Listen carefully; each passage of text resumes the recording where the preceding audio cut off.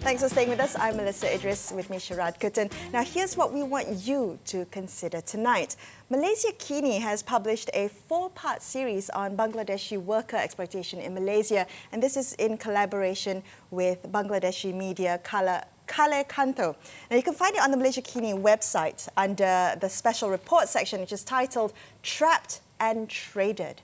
Did you manage to catch this, Sharaad? I did, and it was quite a stunning display of kind of investigative journalism, best kind of collaborations done now. We have now global collaborations of media, and that's very exciting. And this is just one instance of a kind of a sort of bilateral kind of collaboration. But what is important in it is ask very good questions about not just the numbers of deaths, which probably you could find anywhere, but why they are such, right? So one of the patterns that we've seen is that a large number of very young men are dying of heart attacks and stroke. Now, this is very unusual and raises the question as to why healthy men would die in this way. So this was the one, sorry to interrupt you, this was the one, the part 3 of the 4-part series that's put out today, and it had the headline that every day 2 Bangladeshi workers die in Malaysia, mostly of heart attack and stroke, as you mentioned, and they're young, so 18 to 32 years old.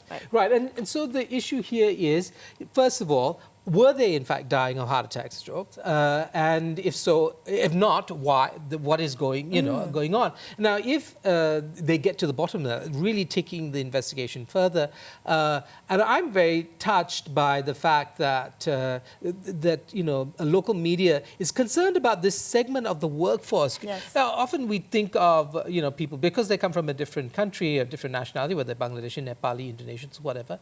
Somehow they're considered separate from what Malaysian workers would be under if we didn't have quite the setup that we have now. Yeah. So, speaking of or understanding the conditions of Bangladeshi workers is about understanding workers in general, I think. And it's funny because the responses that have come out to this, and I might tip my hat to the Malaysiakini team for putting out this special report, but the responses coming out has been quite disheartening. I've seen responses asking why it is that a media organization is focusing on foreign workers and not Malaysian workers. Malaysian workers also have, are in dire straits and have needs as well. So why not focus on their conditions?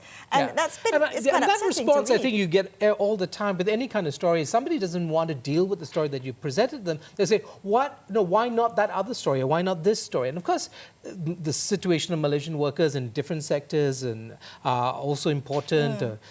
Native customary land rights in Sarawak is another big issue, and I think all these are equally important. We learn something from each of them, and whether they're Bangladeshi or not, they're workers and they're human beings, and we're going to learn something from why they are in that situation. Right. And I love that Malaysiakini chose this time to put out this special report. I mean, just with Malaysia Day around the corner, it really speaks volumes about who we are as a nation, the way we treat other people, or people who we think are below us, or beneath us, or workers of, of the 3D jobs, for instance. And I think it's time to take stock and consider what it is that we're doing as a nation. Yeah. Right? We often are very parochial, I think, in our discussions about national unity. Yes. It's always about just Malaysians, and it's always about ethnic relations or interreligious dialogue and such. I mean, these are part of the story, but not the whole story, as you say. Correct, yes. And it's great that Malaysiakini did pull this story out. All right, so our hats off to you at the Malaysiakini team there. That's all the time we have tonight on Consider This. I'm Melisa, Idris, and with me, Sharaad, Kuttan. We will be back with you same time tomorrow night, so catch us then.